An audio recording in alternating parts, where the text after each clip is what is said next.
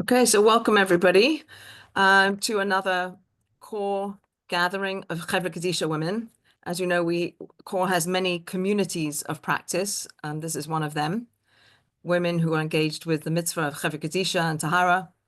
And in the past, we've had a lot of teachings from Rebbetzin Golchevsky, from the Maravaya Bach, and many different, more frontal presentations. But I think sometimes in order to create the community and in order for us to meet each other and know who we all are, it's really lovely to have these kinds of panel conversations where there are two or three or four, however many people are interested in sharing stories or sharing their experiences or sharing different aspects of the work that they do.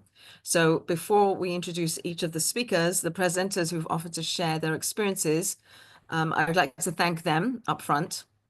Not everybody is comfortable speaking to other women on this topic, so I give you a big pat on the back for stepping up. Thank you for that. And the goal is one, not in this order, but is create community and also to learn from each other and be inspired from each other. And I personally am very inspired by everybody who has presented over the years. We have a nice collection of Zoom meetings that have been recorded that are available to you. If you want help getting those recordings, I'm happy to share those. And our community is growing. So I think we have close to 600 women now, literally all over the world. We have women in Australia and South America and Europe, Israel. I guess England isn't, UK isn't Europe anymore. So UK and Canada and the USA, all over the USA. So we have a lot of women. So if you have other women who are on traditional Chevra Kadisha, please invite them to join us. And so without further ado, I'd like to introduce our speakers. So the order of the proceedings will be, please God, will be that we will ask Rachel Harris is going to go first, followed by Rozi Wax, followed by Chana Levine. So that is our lineup. And then if we could hold questions to the end, then we could have a conversation after each of the women have shared their experiences. So the topic is difficult Taharas. And again, we all feel very humbled by the work we do. And then even more humbled when it's difficult or it is something that's hard or the nature of the woman that's in our care isn't clean and whole and all the things that we experience. If we can share those, perhaps we can be inspired by each other, and we can also learn from each other, and we can know that we are here for each other to support each other when things are hard for us. So our first volunteer to share is a woman I've actually never seen on video. So it's really nice to see you on video. I know that I have spoken with you on WhatsApp. Rachel Harris, she works as the head of Chol at Base Malka Bells Girls' School in Manchester, England. She's been in education for 20 years. She's the mother of 4 boys. She joined the Chevra Kadisha 25 years ago and helped form the Misaskim Ladies in Manchester, and now oversees it. First, she became interested in the Chevra as her mother-in-law and her father were both heavily involved in the Manchester Chevra, so it was sort of Masorah to carry it on. So that's a little bit of introduction, and we're looking forward to you please sharing your offering on this topic of difficult Taharas. Okay. Thank you, Alyssa. Thank you, everybody, for coming to listen to me tonight. I hope you don't mind, but I'm going to read it from the paper that I've written it on so that we can keep on point so that I don't go over time. Thank you for giving me the opportunity to speak tonight and share my experiences and thoughts on the Chevra Kadisha. I was drawn to join the Chevra Kadisha by something profound, something that wasn't spoken about yet always present. I was inspired by a group of women who carried out a vital avodah, not for recognition or praise, but because it had to be done. The dignity, the care, the quiet devotion. It was a world that existed just beneath the surface of our community, yet it held up so much of what we stand for. I still remember the first Tahara I witnessed. The room was silent except for the murmured tefillahs, the water flowing, and the careful, deliberate movements of hands that had done this countless of times before. There was no rush, no chatter, only only chesed shall emes. In that moment, I understood the end of life is not an end at all. From a Torah perspective, it is a meaningful transition, a journey towards the next phase of existence. And we, as the Chevra Kadisha, have the privilege of ensuring that this passage is marked with dignity, care, and reverence. Now, after 25 years in the Chevra and 18 years with Misaskim, I stand here among women who share that same quiet commitment. We do what others cannot, we see what others turn away from, and we give dignity when it is needed most.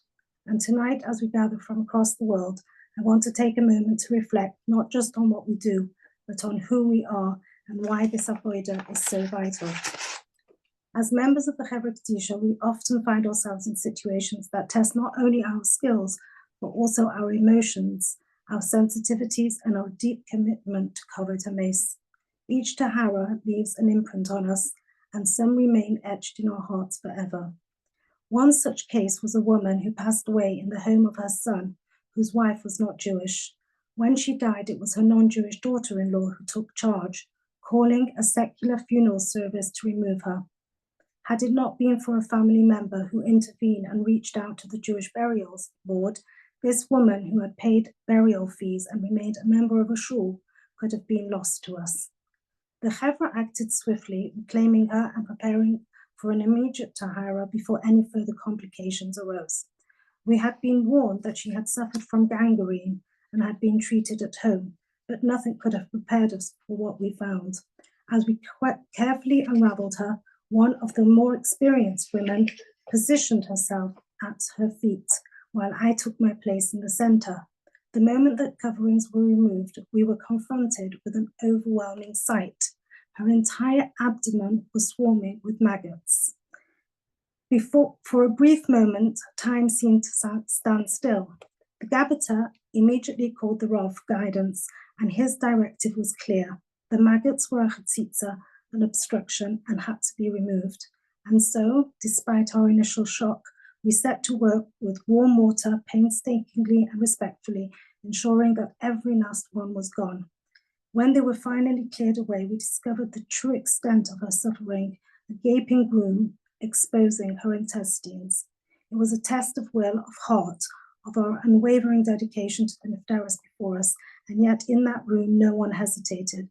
Each woman present was driven by the same unshakable mission to restore dignity, to give her the kavura she deserved. We completed the Tahara, performing every step with care and kavod. The Tisha cabin, the Tachrichin, every detail was seen through to the end. And when she was finally ready, wrapped in white, sent off with the respect owed to her as a Jewish woman, there was a collective sense of relief, of peace. It was a moment where our duty had not only been fulfilled, but had overcome the painful reality of her final years. Despite the circumstances of her passing, despite what had happened, she was laid to rest amongst her people. For us, this was more than just another Tahara.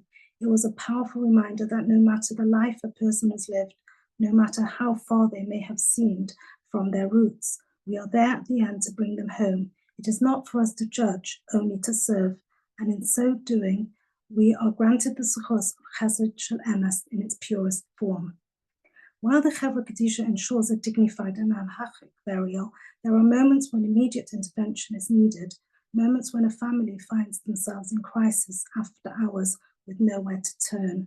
That is where Misaskim steps in. Misaskim was established to assist families who lose a loved one outside of regular hours when the burial board is closed. We operate 24/7, ensuring that no Jewish mace is left without the proper care and kavod they deserve. Our dedicated volunteers go wherever they are needed: homes, hospitals, hospices, care facilities, guiding families through the first painful steps of loss. We offer not just direction, but reassurance, a steady hand at a time of confusion and grief. One of the most sensitive aspects of our work is the Aphaven, the first act of care after someone passes. We straighten the limbs of the mace, remove medical tubes and catheters, and ensure the proper identification is in place, especially in hospitals and hospices. We carefully wrap the Niftaris for transport, whether to a mortuary or to a Harrow Stiebel, ensuring that their journey is handled with the highest level of respect. Beyond that, we are also called upon in the most tragic of circumstances, suicides, sudden deaths, or traumatic situations. In these cases, we don't just provide physical assistance, we offer emotional and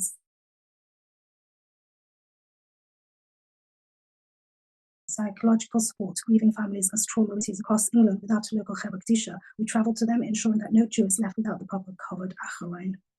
One particular complex case stands out. A woman in London passed away on a Wednesday, with her kavura set to take place in St Anne's, 5 hours away.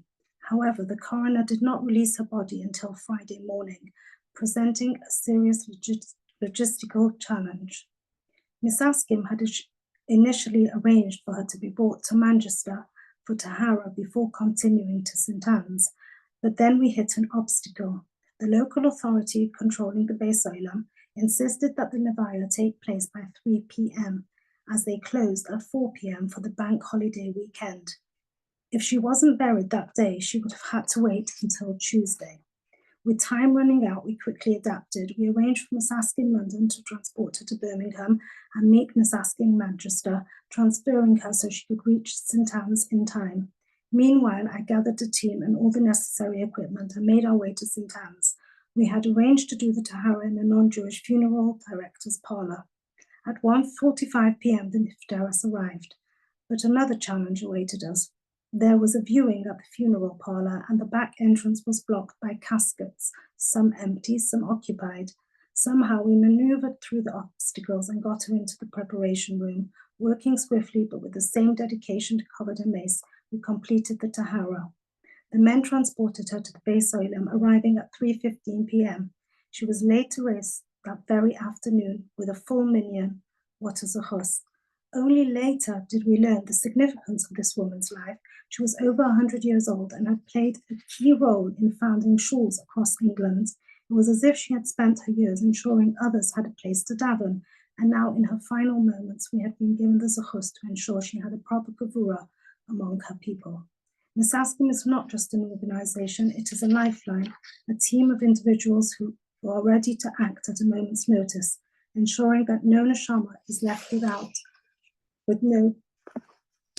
care, that no family is left alone in their grief.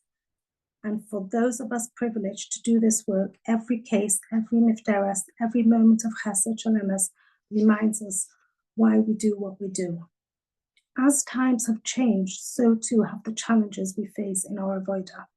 In years past, one of the most difficult cases we would encounter was a tahara following a post-mortem. The physical trauma, the need to piece together and restore dignity to a nifta under such circumstances was always an emotional and a halachic challenge. However, with the widespread acceptance of scans, invasive postmortems have thankfully become far less common.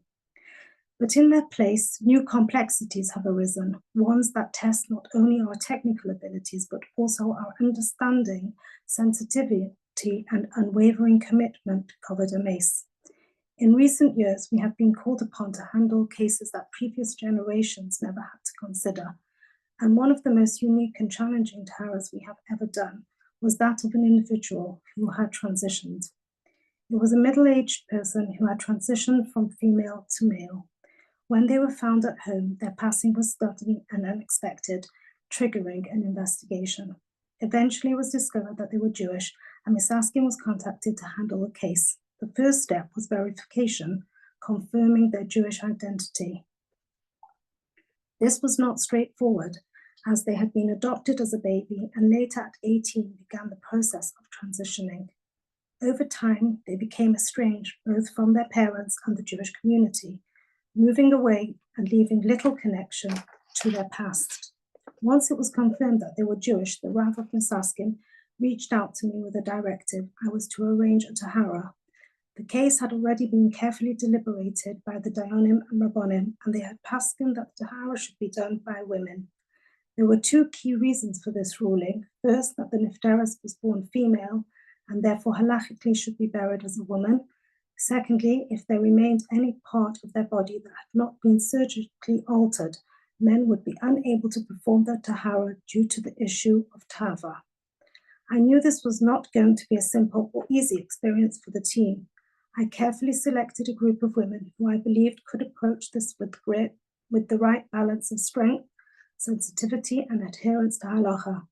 I called each one individually, explaining the situation and emphasizing that they had the full backing of the Rabbanim.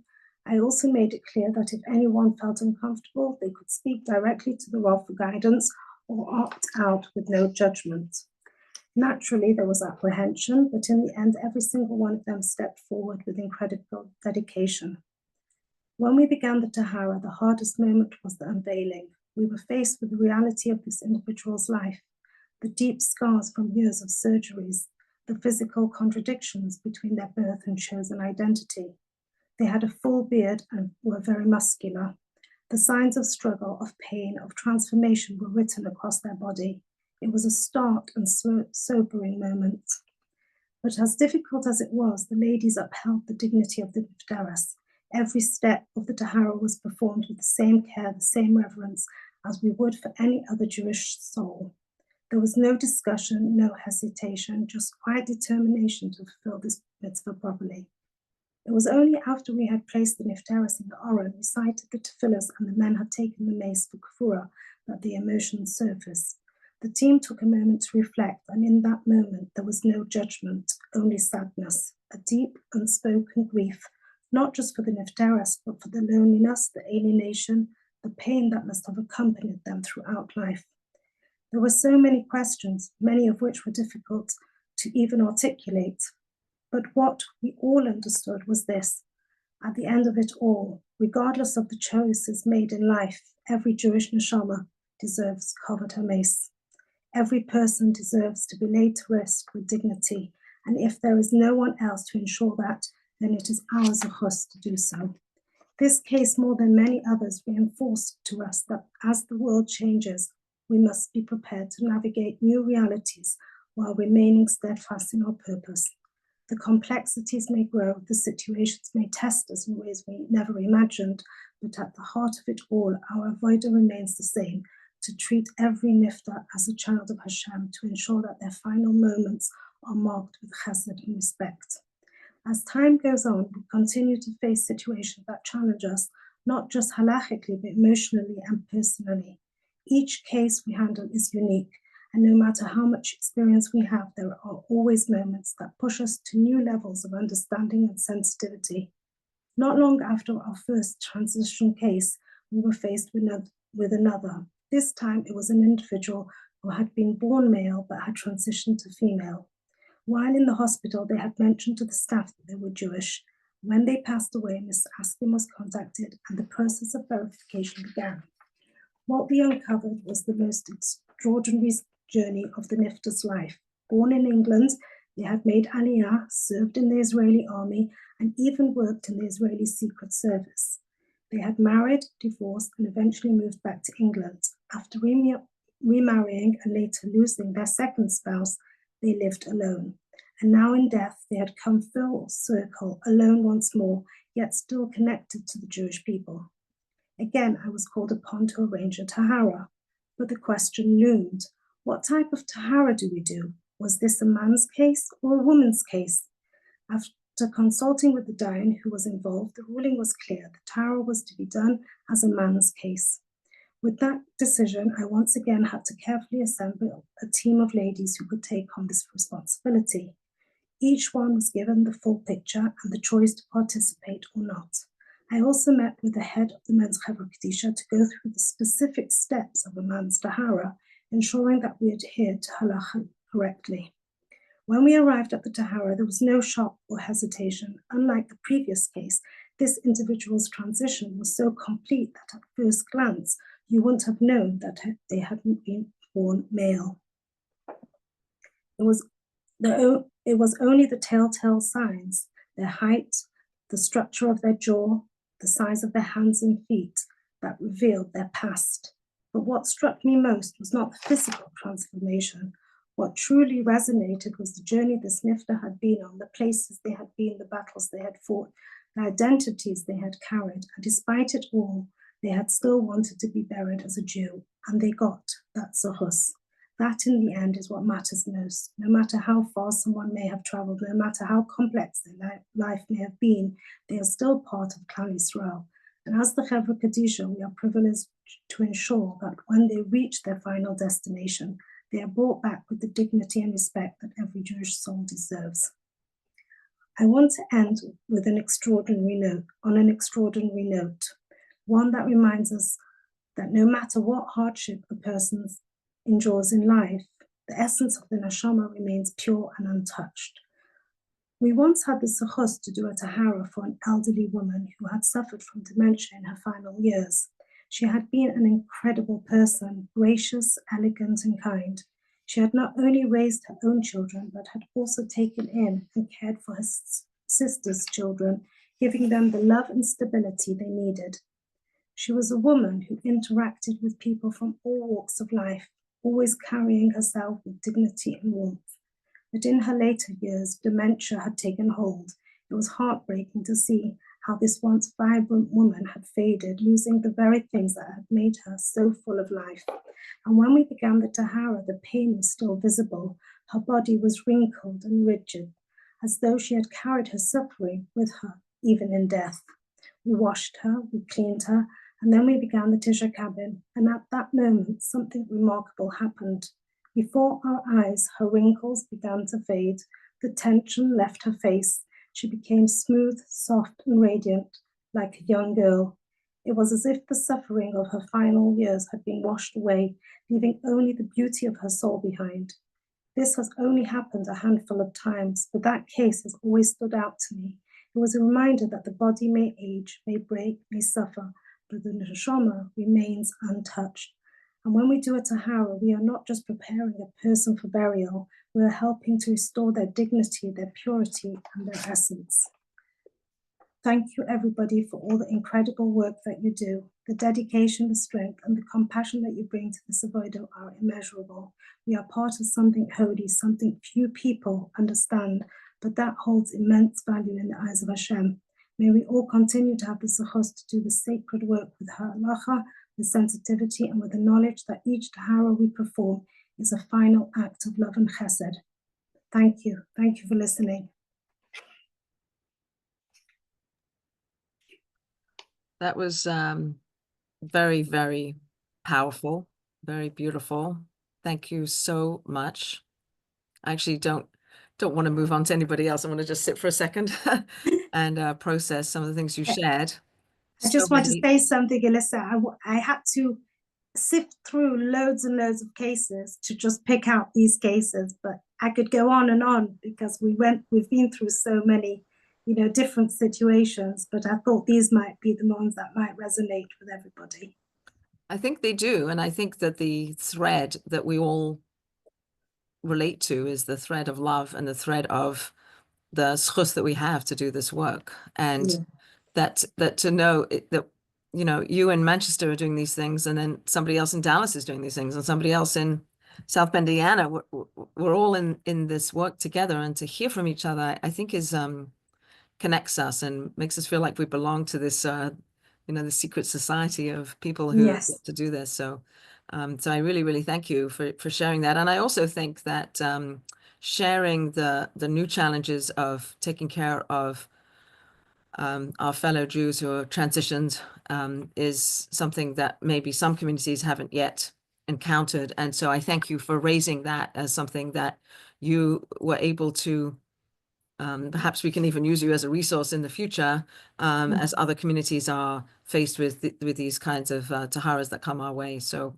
I have not had that here in Rhode Island, but I do think that there's a thinking in the non-Orthodox world that traditional chevra is not available to people who transition. And so I think that's a message that is just not true, and people don't know that.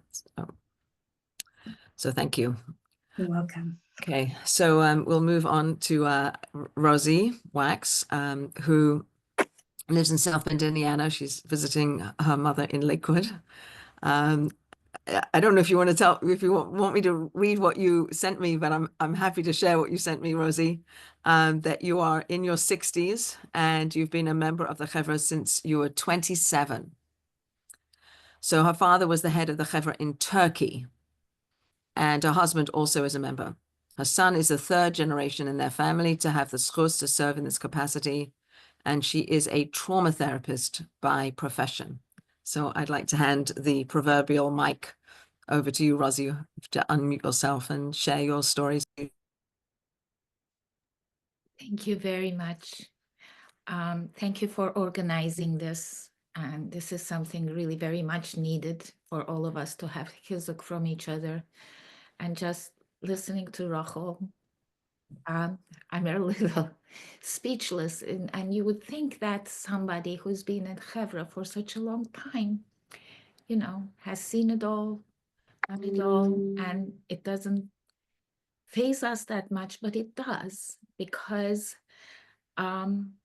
each person is a person that we connect to in a very deep level. We connect to that person's neshama. And the kind of people who are doing this work is all special neshamas. So it's like union of special neshamas in that room that are supporting each other. I remember from a very young age, my father was a businessman, and he also was the person in charge of making sure arrangements were made for people who did not have families to take care of them. So he would arrange for their Tahara, and he would arrange for a burial spot. He would arrange for their expenses to have a proper burial.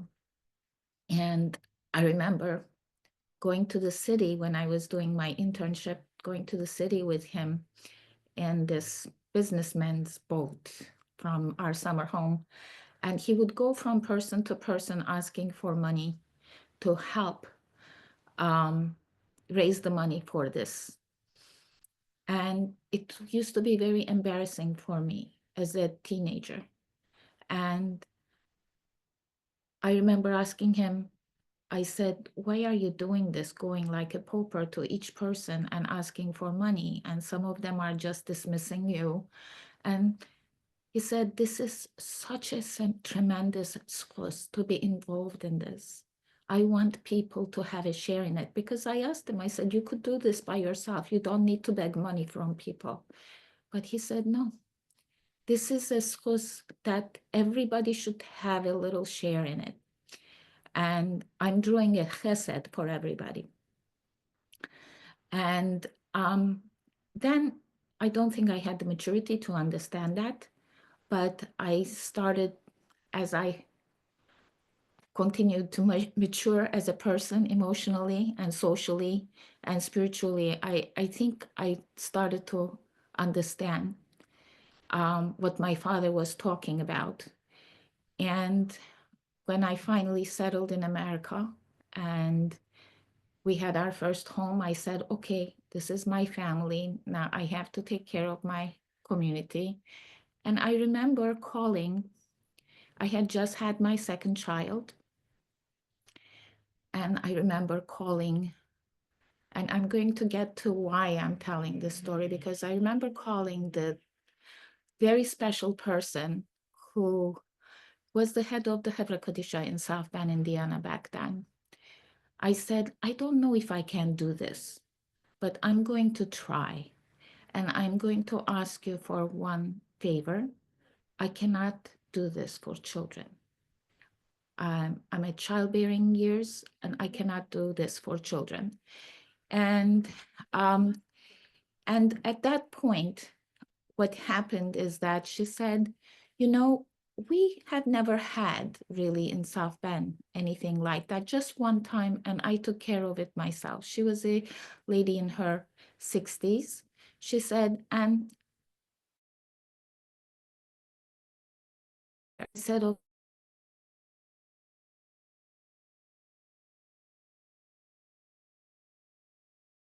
told about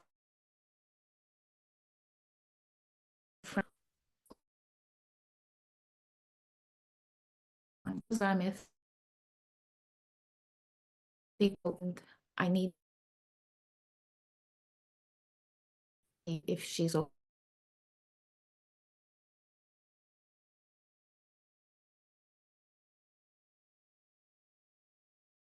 talk, if she needs things.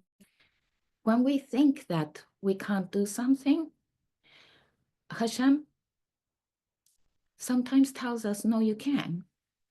And I couldn't say no to her. It was extremely difficult for me, but I have never seen such a beautiful sight in my life. It was a pure, pure neshama. It had never been touched by anything impure in this world. And a very special neshama. I don't know if anybody knows, but if anybody has read Rabbi Wolfson's letter that was written to a couple. He was Rabbi Wolfson's student in Torah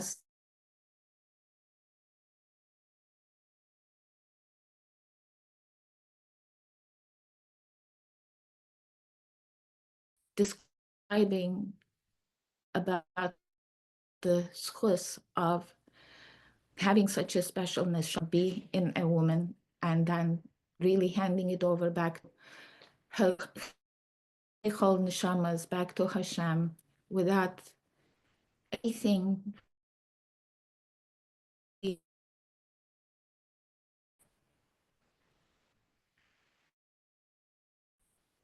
I myself, it was an Aisha group, but there's also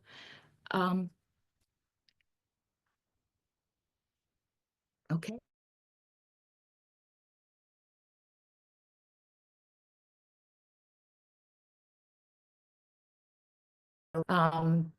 Is So- are other people having a hard time hearing you? I'm sorry, Rosie. I think they're having a little bit of technical difficulty on your end. We're not hearing everything you're saying. We missed everything. Can you get to somewhere where you have better Wi-Fi? Okay, you're not hearing me? No, we're not hearing everything you're saying, sadly. Okay. I don't know if I can find a better room, actually, but maybe I don't know if I can do Okay. anything better. Keep going. We'll see how it goes. So I really, this is the point that I wanted to make, that and after this, for some reason or another, we had many in our community, many such cases. And I don't know why we went through this as a community, but who is in charge, I was the one to take care.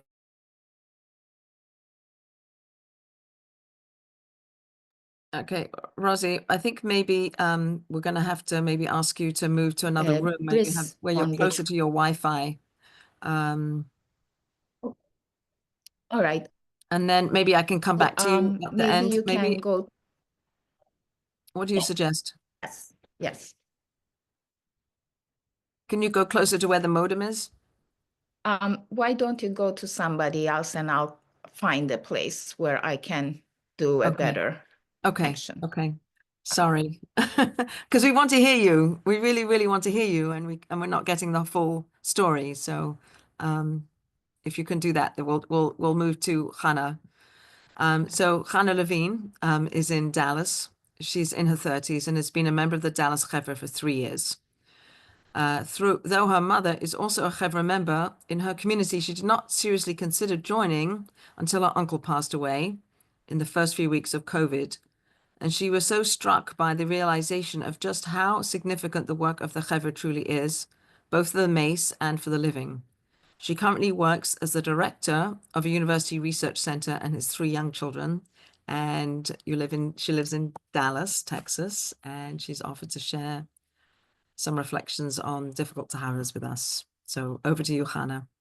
Yeah, hi everybody. Thank you so much for joining today. Can everyone hear me? Is it okay? Okay, great. So I wanted to share a couple of stories that we've gone through that were difficult for a number of different reasons, and hopefully they'll resonate a bit. But being so young, sometimes I have a difficult time talking about being on the Chevra, because even though so many people started when they were young, it feels to me that right now we're in this moment where people are sharing about being on the Chevra, and by now the people who are sharing, they were on when they started in their 20s or in their 30s, but now they're in their 50s and 60s.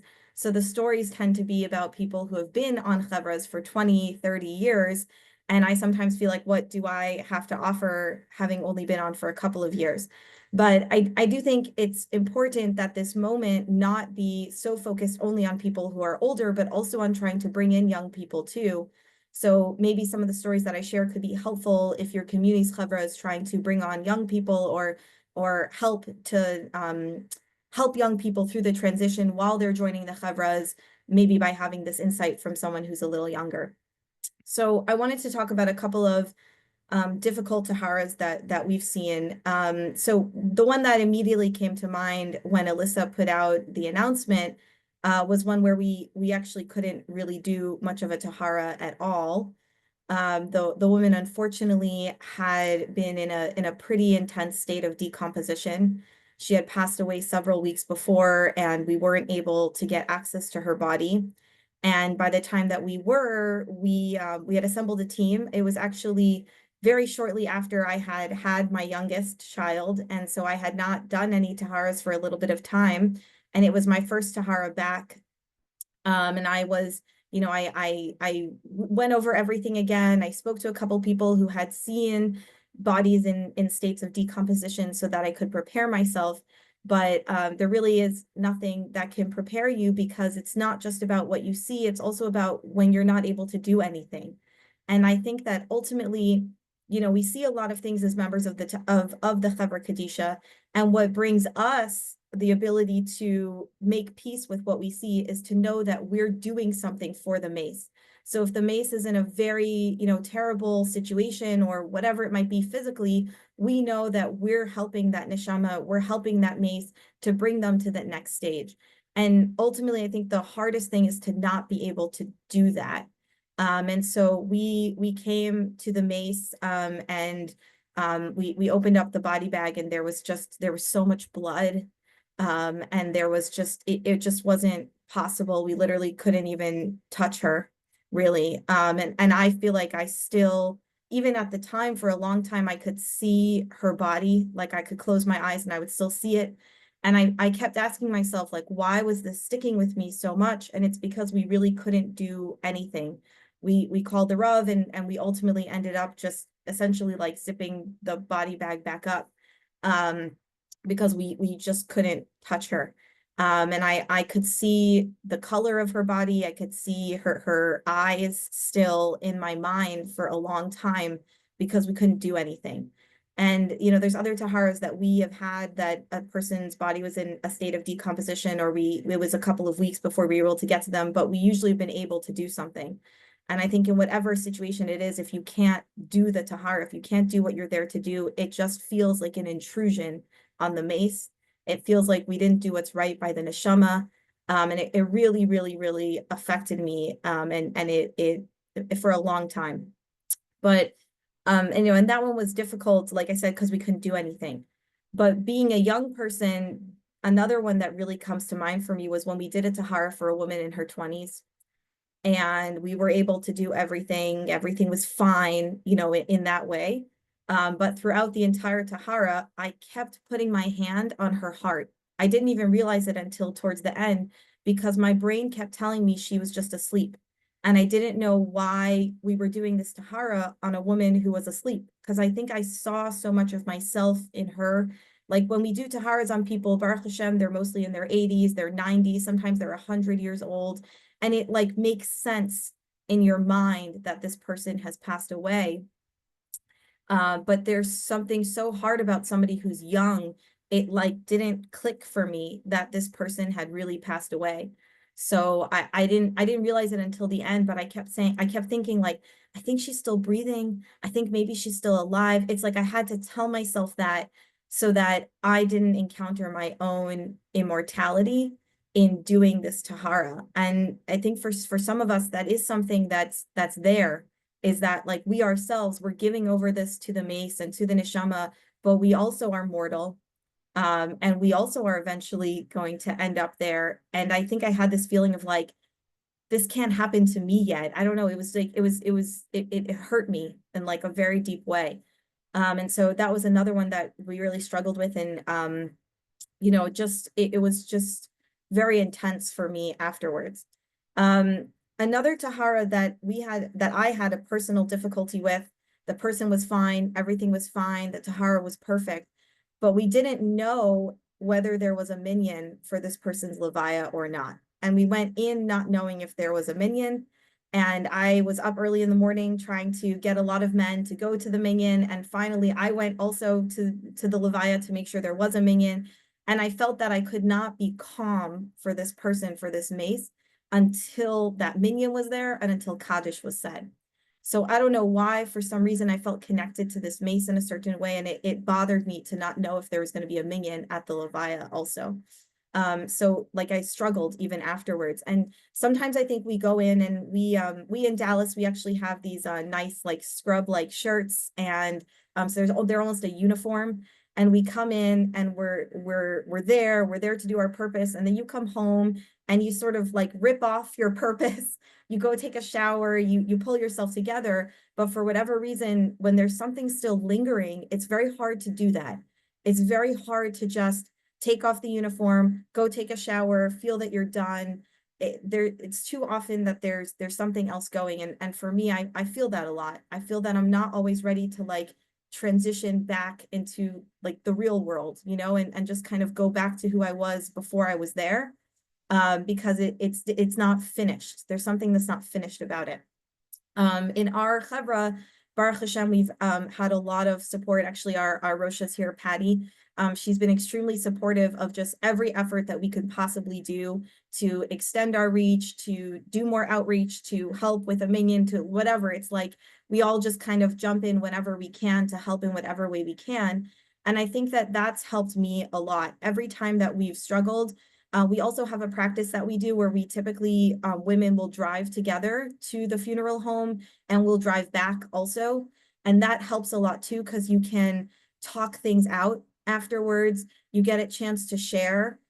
You know that the other woman was there too with you. And if you just need to talk about it, or afterwards, if you need to talk about it, it's a very close-knit community, and that helps a lot that you're not alone. So if at any time that we can, we avoid going and leaving on our own and instead to be with others. And that helps a lot. But I did just, you know, want to leave off with a couple of general thoughts that I have about being on the chevra and having the opportunity to do this as a young person, and uniquely do this as a young person at a time in an era where we're so connected to so many other people. And so the first thing I want to say is that I think for people who have been on the chevra for a long time, you really don't know what an impact it makes on a young person. When I hear that someone's been on a chevra for 25, 30 years, and I'm in my 30s now, I say that's a person who I want to be. When I'm in my 60s, I want to be able to say, I've been on the chevra for 30 years. And it does keep you going, even at times where, for whatever reason, you might say, oh, I don't want to, you know, maybe something's going on in your life. Or like when I was pregnant and then I had my baby, I thought about, you know, should I stay on? But it makes me want to keep going, to know that it's part of my legacy. That Emir Tashem, when I'm in my 60s, when I'm in my 70s, I'll be able to say I was doing this for so long. But I think that it's hard to talk to my peers who are also in their 30s and to say, to like, you know, bridge that gap and to have them understand that Jewish death is a part of Jewish life, and that deepening our relationship to Jewish death is something not just to do when you're older, but also when you're younger. And the last thing I wanted to say is that a couple of years ago, when I really did finally join the chevra, it was after I had had a traumatic brain injury. And I still have some level of neuropathy left over from it. And so every time I do a Tahara, I feel like I am physically engaged in an activity that's rewiring my brain. Because after my brain injury, I had to relearn a lot of different things. And so I feel that it's a gift that I'm relearning my brain. I relearned how to hold on to things and how to physically be close to things, in a lot of ways to feel things, through doing Taharas. And so instead of feeling like touching a dead body is a foreign thing to my brain, I feel very grateful that being engaged with a mace is actually something that my brain now sees as normal, because of how much I've been engaged in this and the time that I've learned to rewire my brain. And every day, because of the neuropathy that I have, I'm relearning and reinvesting in the pathways between my brain and my body. And I feel that it's a huge gift that I'm able to do this while being physically engaged with a mace. And so right before I started, I asked a friend of mine for some advice, and she said, sometimes when you're doing a Tahara, you just literally have to grab the body. You're just holding the body with all your might, whether it's because you have to clean in a certain area, and so someone's cleaning from one side and you're holding it, whatever it is. And she said to me, just give in. Don't hesitate. Don't worry. Don't feel uncomfortable. Just hug that mace. Hold on as tight as you can, because that's your job right then. And that's what you're supposed to do. And so for me, it's been an amazing experience. And it's been something that I feel so grateful that I have the opportunity to do, and also to be a part of this community. So thank you all. Oh, thank you so much. Thank you so much. So actually, I didn't realize when you volunteered that you consider yourself to be a younger member of the community. And that some of us here are the older members of the community.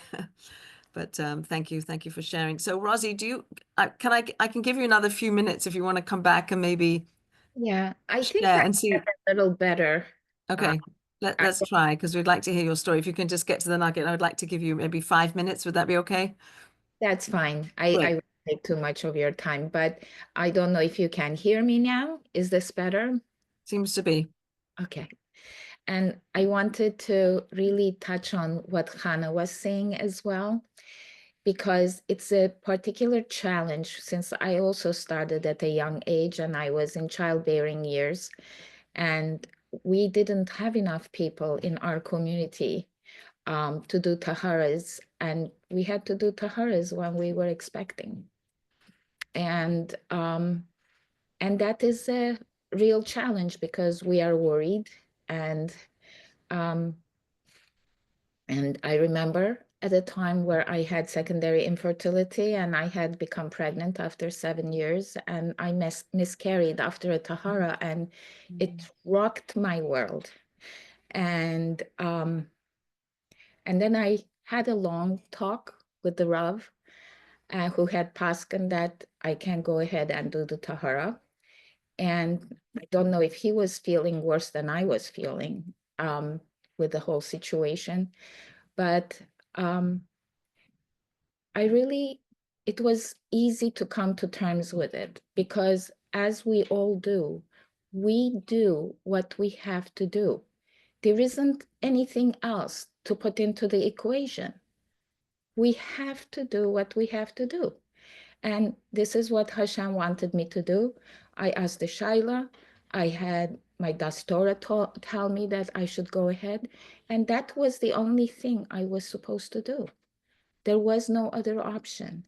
And it was a very difficult time for me, but Hashem gave me a beautiful boy a couple of years later. And I knew that that was my gift, probably partially because of being a member of the Hevra Kadisha. And also, as we are getting older, our backs are going and our bodies are not as strong to deal with things. And we need to, and with women, we can only do certain age women preferably. And now that our community is bigger, we can be a little bit more selective and not necessarily involve women who are expecting. But men don't have that challenge of more of the older women have to be involved in the Hevra Kadisha than men. But I also wanted to just say a couple of other things. My husband, as I said before, is in the Hevra Kadisha, and my husband faints when he sees blood. And I never thought ever that he could be in the Hevra Kadisha. But he was so inspired by the people that he met in the Hevra Kadisha. And he said, I'm going to try. And the way we try in our community, we ask a new member to come and just be there and they don't have to stay. If they don't have to, they don't have to touch the mace. They can just be comfortably there as they want, and then they can walk out if they need to. And I don't think anybody did not join the Hevra Kadisha that thought that they might not be able to do it and be there, because the peacefulness of the whole experience and the wholeness of the whole experience is such an amazing thing. And, you know, I would have never even imagined that my husband could be a part of the Hevra Kadisha. I mean, he could not go to medical school and had to become a psychologist because he can't see blood. But here he is. He does some very, very difficult cases, and he always asks to be a part of it because he feels the zchus of being a member. And just like just like Chana mentioned earlier, there has been cases we have not been able to do a Tahara. There has been cases where we found out when we went to do the Tahara that the body was going to be cremated. And the whole Hevra went into action to try and convince the family. So it is not just Tahara that we do. There is so many other aspects that we get involved with, and to really talking to the family and saying, if he could talk to you right now, he would tell you not to do this. We can't guarantee you that he would tell you not to do this. But sometimes we're successful and sometimes we're not. And just, we also had another case where we did the Tahara and the funeral was going to be on the East Coast.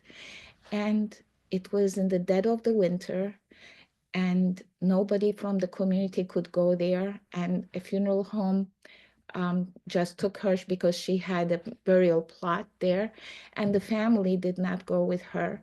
They were just going to put her in a hole in the ground all by herself. The Hevra had to get together and make arrangements for this very special woman who was very special to our community, and she had no family that could vouch for her. And we arranged a minyan. There are amazing people in every community. These people came from all over the place, stopped their jobs, dropped everything they had to do just to come to make a minyan for a woman. They had no clue who she was. And these are the things that give us chizuk when we see them. And as hard as it is in some situations, and on a better note, I can tell you our string of late miscarriages and stillborns have really sort of ceased in our community. We went through a very difficult stage, but we are not there anymore, and it is not common anymore in our community. And I'm glad that Hashem saw that this could really be a new chapter for our community. And we also have to bury our people we know. When we are in a small community, we have to do taharas on people we are very close to. And that is the challenges of being in a small community. And I don't know how it is in Manchester and in Dallas, but that is a challenge for us as a small community. Thank you. Rozi, it was so lovely. You speak so lovely and so kindly and with so much love. And I know we could all listen to all three of our presenters speak for much, much longer. I'm sorry that it is limited to what it is, but I would like to open it up for a few minutes if people can stay or would like to stay. If you have any short reflections of your own, or if you'd like to ask questions of the women who so generously and kindly and lovingly shared of their experiences, this would be the time to maybe unmute yourself, introduce yourself, tell us where you are, and then with very short comments or questions would be now, please. And we'd love to meet you. We'd love to know who you are and where you are. Hi, I'm Donna Kuttner. It does say Charles, but I am a woman Okay. in Portland, Oregon. And it is a small community. And like Hannah said, when you deal with difficult issues, the vision stays in front of your eyes forever. I've had the zchus to perform burial rites for 3 Nifteret who were murdered. And one of them, well, all 3 of them had been autopsied. It was probably the hardest thing I've ever done. And you find the strength when the time comes to do this. We have a saying in our community that when there are a few of us that are starkers, and I'm one of the starkers. So we call on the starkers, and this is something that you experience, and you don't always have somebody who can tell you what to do. But I will say that after one of the ones that we did, it was a horrible autopsy. The woman had not been sewn back up, and Oh. just wide open. And after I was finished, I stormed into the kollel and I went to the chief rabbi and I said, "This has got to stop. There's no reason. She was murdered. She didn't need this other to go. There were witnesses to the murder. There was no reason for this autopsy." And he did go before the powers that be, and we haven't had an autopsy since, thank God. So yes, it's hard, and the images do stay with you. And I just want to thank you all for doing what you're doing. Thank you, Donna. Thank you so much. You know, it's interesting that in England, as Rachel mentioned, they now do scans instead of autopsies, but in America, they're still doing full autopsies, cutting the head, cutting down the middle, cutting across the sternum. They're a little bit gruesome.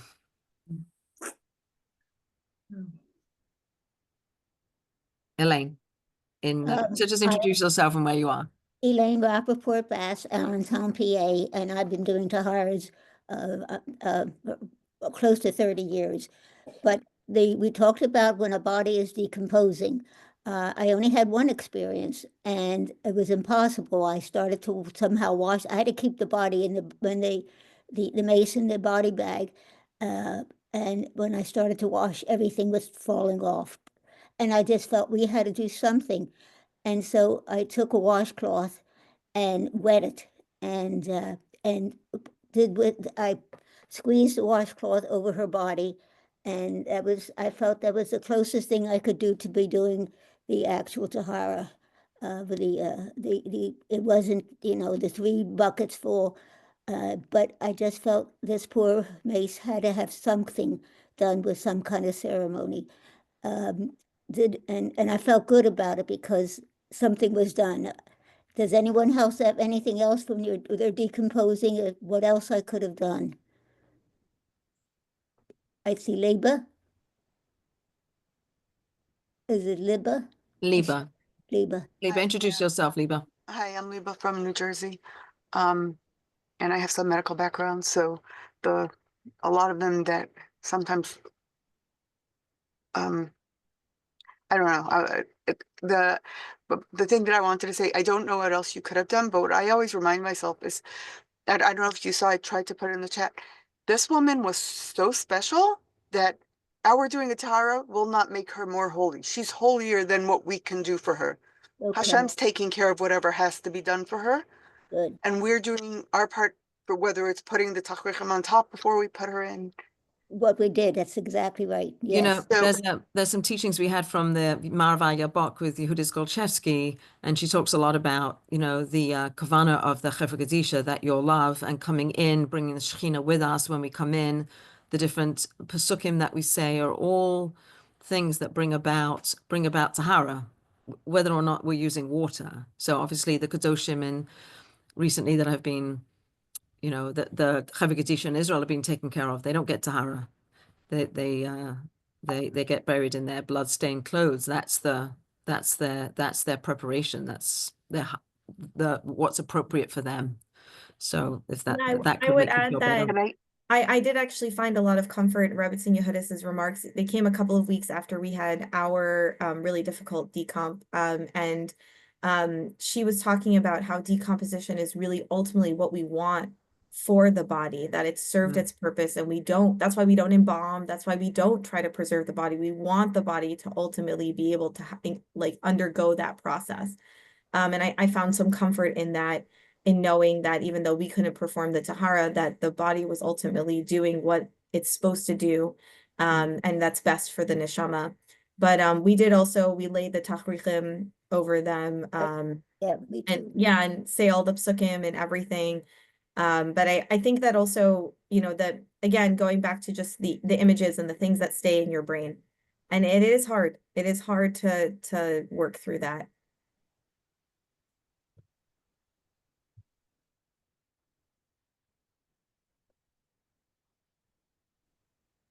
Anybody else like to share anything?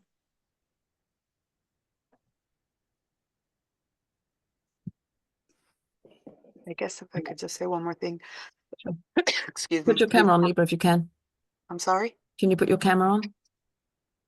I Mhm. just think my most traumatic and worst, I did 3 towers with a chaver that was not one of them that, it was not the chaver I work with. And what I seem to be hearing over and over here, and it's so important to me, is those 3 were not done with kavod, and the worst things I've seen were not as bad as those 3. And everyone here, I want to give you the biggest yashar kayach and everything for the respect and the care that our group of people has. And I sort of wish that this was a paid chevra, but they needed help, so I went to help. We are so lucky and so privileged, and so many good words. Yashar kayach, everyone. Just all the brachas, and Thank you, Mashiach Libra. should come already. We should be out of a job. Amen, amen, amen. So we're at the top of the hour again, and I know it's late in England, late in Israel.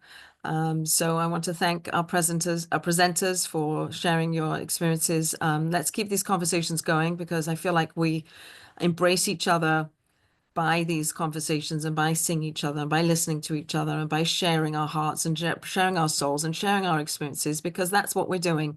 And the 3 of you who shared, you know, when you talk about, you know, we step up and we sort of do it anyway, even when there's this resistance that we're like, okay, I'm doing this because this is the Ratzon Hashem, and this is what I'm here to do, and this is the work I have to do. And there's some amount of zchus that we feel to do this work that we're doing, and it's done with love, and the sorrow that we feel for the work that we have to do, that there is a sorrow. And I think that that is part of our humanity, is to feel the sorrow. And Chana, when you said, you know, you go back into your life, on some level, we don't go back into our lives. We take these experiences with us into our lives, and they become who we are. And hopefully it helps us become more compassionate and more loving, and all the more positive things that come from a range of emotions that we're experiencing. And so, again, going back to the Mavaya Bok that speaks about these experiences of being on the Chevra Kadisha, ones that bring us to do teshuvah, that we never get used to seeing a dead body, that we never get used to the work we're doing, that it always jars us, that it always brings us to a state of teshuvah. That's the goal. So that being said, thank you for all that you do, Klal Yisrael. Thank you for being part of this community, and you're welcome to invite other people to join us. They have to go to the core website to sign up.